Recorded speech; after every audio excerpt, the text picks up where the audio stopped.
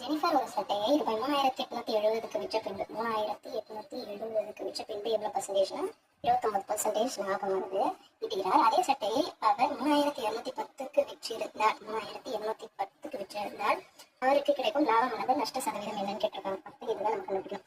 இப்போ நமக்கு full amount எப்பவுமே வந்து நம்ம 100% எடுத்துப்போம். அந்த 100% எதுன்னு கொடுத்துருக்காங்கன்னா இதுல இருந்து இதுக்கு எவ்வளவு சதவீதம் அப்படின்னு கண்டுபிடிச்சிக்கலாம். அப்போ என்ன பண்ணுவோம்னா 29%. இப்போ 100ல தான் 29% லாபம்னு சொல்லியிருக்காங்க. அப்போ 129 எடுத்துக்கலாம்.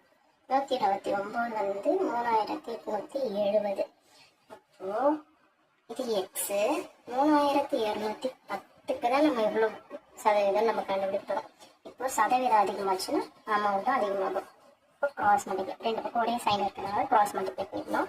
129 into 3210 divided by 3870. 0 plus 0 cancel.